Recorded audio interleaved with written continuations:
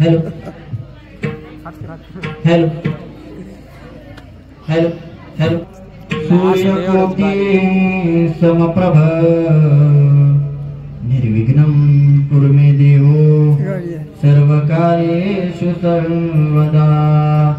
नमो विठ्ठल राजया पांडुरंगा, नमो रुक्मिणी माऊली ज्ञानगंगा, नमो पुंडलिका नमो चंद्रभागा, नमस्कार राधा रुक्मिणी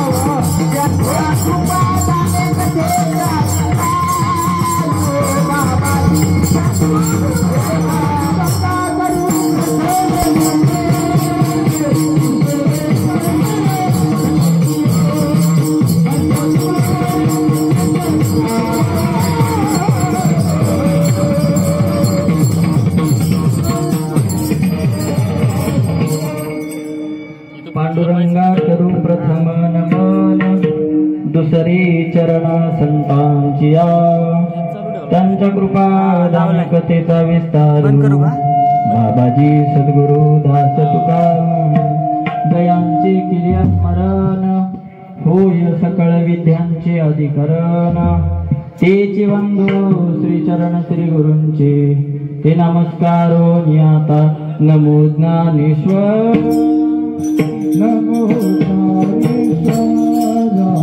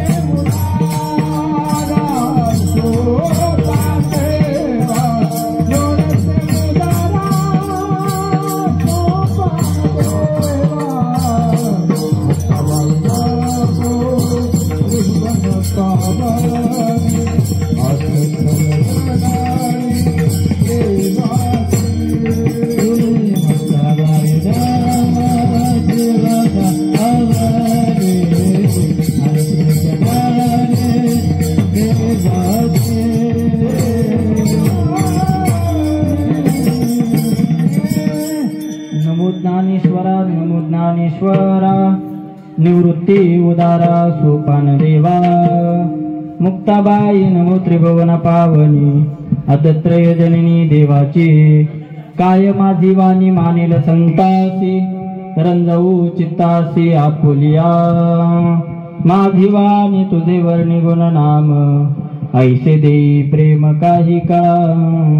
नागेंद हाराय त्रिलोचनाय, भस्मंगरागाय महेश्वराय। नित्याय शुद्धाय दिगंबराय, तस्मै नकाराय नमः शिवाय। नमो सद्गुरु तुकया ज्ञानदीपा, नमो सद्गुरु सच्चिदानंद रूपा।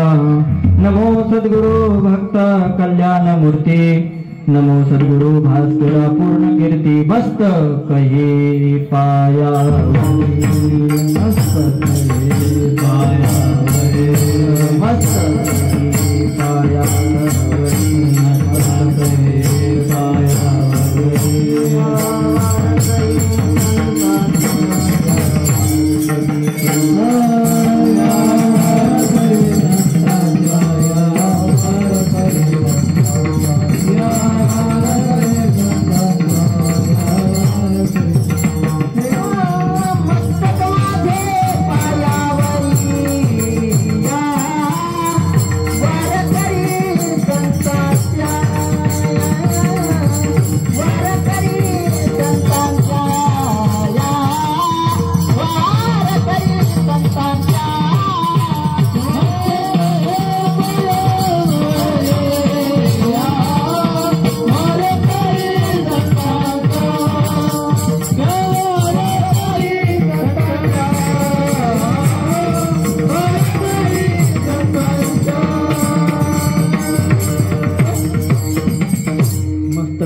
पायावरी या वारकरी संतांच्या नमो जन्मभूमी जिथे जन्मलो मी, नमो कर्मभूमी जिथे वाढलो मी, नमो अलंकापूर पुण्यभूमी जिथे ज्ञान पावित झालो आम्ही, नमो भारत राष्ट्रभूमी पुढे कामी, जिथे ज्ञान विज्ञास संजीव होते, जिथे योग विद्येस सामर्थ्य ते, जिथे मानवाला मिळे मोक्ष गाता, तुझ्या पाय ऋषी सदा नम्र माता, जोडोनिया कर चरणी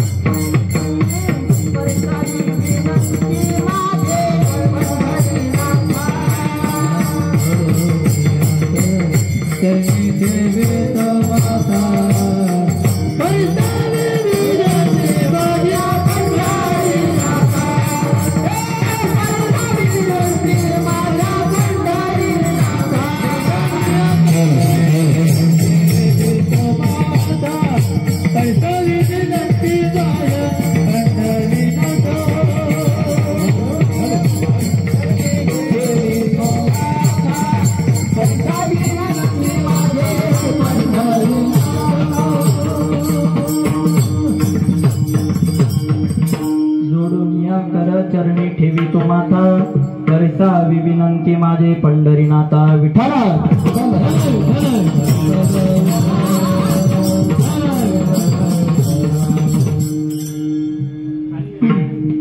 प्रस्तुत प्राप्त प्रसंगी प्राप्त स्थळी कीर्तन रूपी सेवेकरता निवडलेला अभंग संत श्रेष्ठ वैराग्य मूर्ती, तीनही लोके अमर जयांची कीर्ती, वारकरी संप्रदायाचे कलस्थान, जयांचे शब्द म्हणजे रत्नांची खान, जे सर्व साधकांचे कल्पतरू, जे अभंग वाङ्मयाचाही मामेरू, असे जगत जगत झाले जगाचेही गुरु, जगद्गुरु, जगत संत, जगत सम्राट, देहूगावचे महान साधू श्रीमंत श्री संत तुकोबाराय यांचा उत्कृष्ट असा तुम्हा सर्वांच्या परिचयातील अवघ्या 4 चरणाचा अभंगात सेवेकरता निवडलेला आहे विठ्ठल।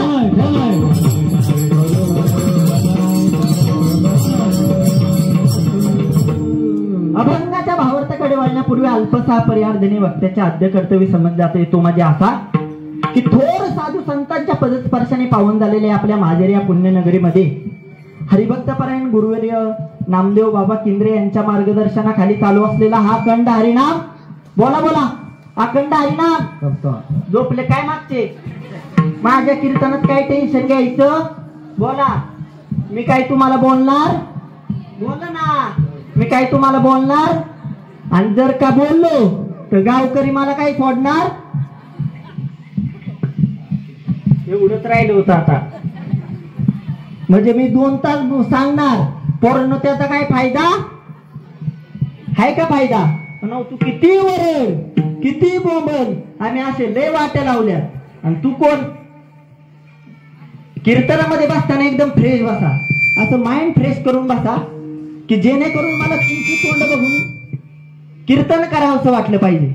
आता कुठं असं वाटतंय की तुमची तोंड म्हणजे गुलाबाची, बोला बोला गुलाबाची फुलं, वय फुलं फुलं, बरं फुलं तर फुलं पण शेवटपर्यंत त्याची सूर्य फुलं करू नका म्हणजे झालं विठाला।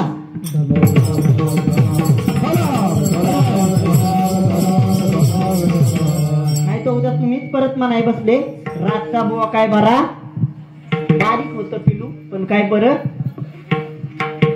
कीर्तनामध्ये फ्रेश का बसायचा ऐका. अरे याच कीर्तनामध्ये महाराष्ट्राचा जाणता राजा छत्रपती शिवाजी महाराज जगद्गुरु तुकोबारायांचा शनिवार वाड्याच्या पाठीमागे कीर्तन चालू आहे आणि त्या कीर्तनामध्ये महाराष्ट्राचा जाणता राजा जर महाराज येऊन बसत असेल तर तुम्ही आम्ही कसं बसलं पाहिजे याचा विचार करा जरा. कीर्तन म्हणजे काय? कीर्तन म्हणजे मी एकट्याने बडबड करायची आणि तुम्ही माझ्या तेरावेला असे आल्यासारखं असं बसायचं म्हणजे कीर्तन आहे का? कीर्तन म्हणजे काय? कीर्तन सांग होय अंग हरिरूप. अरे कीर्तन म्हणजे वक्त्याचं आणि श्रोत्याचं अंग काया तन मन शरीर हरिरूप होणे म्हणजे कीर्तन होय. विठाल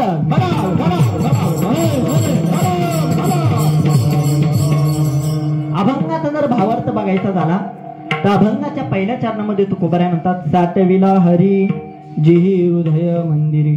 तुकोबाराय म्हणतात की जीवनामध्ये आल्यानंतर तुमच्या हृदयामध्ये तुमच्या अंतकरणामध्ये तुमच्या चित्तामध्ये त्या हरीला साठवून ठेवा. त्याचा परिणाम काय होईल? हरीला जर साठवून ठेवलं तर त्याचा परिणाम काय होईल? त्यांची सरली रधार झाला सफळ व्यापार. त्याची जन्माची मृत्यूची रूपी एरदार संपून जाते. पुढे जाऊन तुकोबाराय म्हणतात हरी आला हाता मग कैची भय चिंता. एकदा का हृदयामध्ये हरी आल्यानंतर तुमची जन्माची मरणाची नुसती एरदार संपत नाही तर तुमच्या हृदयामध्ये हरी आल्यानंतर तुमच्या कोणत्याही जीवाला भय आणि भीती हे काहीच राहत नाही. तर शेवटच्या चरणामध्ये तुकोबाराय सांगतात तुका म्हणे हरी काही उरो निधी उरी. एकदा का हरी तुमच्या हृदयामध्ये आल्यानंतर तुमच्या ठिकाणी कोणते विकार जे आजार आहेत ते नाहीसे करून सर्व दूरपर्यंत पसरवतो. विचारा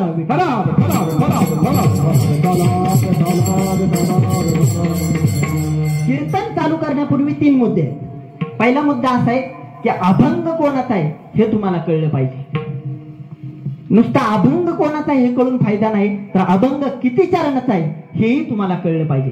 नुसता अभंग कोणाचा आहे किती चरणाचा आहे हे कळून फायदा नाही तर अभंगामध्ये तुकोबारायांनी काय सांगितलंय मग ऐका. पहिला प्रश्न असा आहे अभंग कोणाचा आहे? बोला. अभंग कोणाचा आहे? जगद्गुरु तुकोबारायांचा आहे. किती चरणाचा आहे? किती चरणाचा आहे? किती चरणाचा आहे? 4 चरणाचा आहे. या अभंगातून तुकोबाराय सांगतात की तुम्ही तुमच्या जीवनामध्ये आल्यानंतर हृदयामध्ये हरीला साठवून ठेवा. तुमच्या जीवनाचं कल्याण झाल्याशिवाय राहणार नाही. विठ्ठल ऐका साठविला हरी जी हृदय मंदिरी. तुकोबाराय म्हणतात मी माझ्या जीवनामध्ये मी माझ्या अंतकरणामध्ये मी माझ्या चित्तामध्ये हरीला साठवून ठेवलं. याचं कारण काय? अनुभव आले अंगा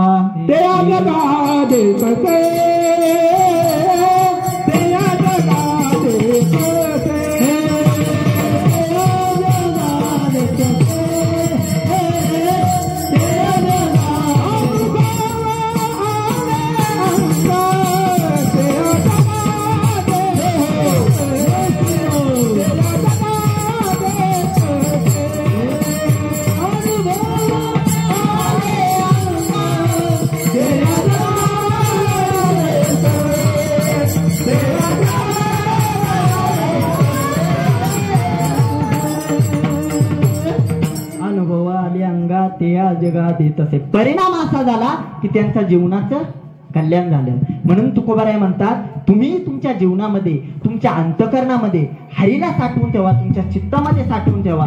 तुमच्या सुद्धा जीवनाचं कल्याण झाल्याशिवाय राहणार. पण आपलं सगळं उलट आहे. आमचे इंदुरीकर महाराज सांगतात आमचा झालाय सांगायचा धंदा आणि तुमचा झालाय रोजचं मड त्याला. हे सगळं आपलं असं झालंय. आपलं सगळं उलट झालंय. ज्या वेळेला आपल्यावरती संकट येतं भार येतं त्यावेळेला आपण देवाचा दावा करायला जातो. ज्या वेळेला तहान लागते त्यावेळेला विहीर खोदायला लागतो. पण देव पण महाराज चतुर आहे. चतुरा तो शिरोमणी गुण लावण्याची खाणी मुकुट सकळामणी धन्य तुची विठोबा. तुम्हाला योग्य वेळेला सुद्धा तुमच्यावरती येणार नाही. तुम्ही त्याचं भजन करत नाही नामस्मरण करत नाही तो तुमच्या वेळेला येणार आहे का? आणि आपली भक्ती अशी आहे. आता खरं खरं सांगा इथं बसलेल्या सगळ्यांनी सांगायचं बरोबर. आपण मंदिरामध्ये येतो बरोबर. अख्खा एक नारळ फोडतो. किती? अख्खा एक नारळ फोडतो. देवाला प्रसाद किती ठेवतो? सगळ्यांनी सांगा. किती तुकडे ठेवतो? किती तुकडा ठेवतो? घरी तुकडा मिळेल का? आणि समजा जर का नारळ अख्खा नाचका निघाला तर काय म्हणतो? पावला. अशी जर भक्ती असेल तर आपल्या अंतकरणामध्ये तो हरी येणार आहे का? बोलवून तरी येणार आहे का? हा बरं ते जाऊ द्या. महिला मंडळ खरं सांगा, आता आपल्या पोळ्यांचा निवड झाला बरोबर होळीला, हा तुम्ही खायला केवढी मोठी पोळी करता? खरं सांगा. मावशी सांगतात बघा एवढी मोठी पोळी करतात, आणि देवाला नुसती पोळीच नाही तर आमटी किती टाकतो? आमटी एक पडी का उगत आपलं शितुड. आमटी जाऊ द्या, कुरवड्या अख्खी तळता बरोबर, कुरवड्या अख्खी एक तळता तर तू चूक दोनच. बज पण बज वाजता मोठं नाही टाकत तुम्ही, ते पण बारीक. अशी जर महाराज आपली भक्ती असेल तर अरे आपल्या जीवनामध्ये अंतकरणामध्ये येऊन राहील का महाराज? अरे भक्ती कशी असावी तर ऐका. माझ्या गोरोबा काकांनी महाराज स्वतःच मुलगं पायाखाली तुडवलं, ते मुलगं मेलं, मरण पावलं मुलगं, पण त्यांनी तरी महाराज नामस्मरण, देवाचं चिंतन, नामस्मरण बंद केलं नाही. त्याचा परिणाम असा झाला ते मुलगं महाराज कीर्तनामध्ये जिवंत झालं. याचं एकच कारण आहे, साठविला हरी.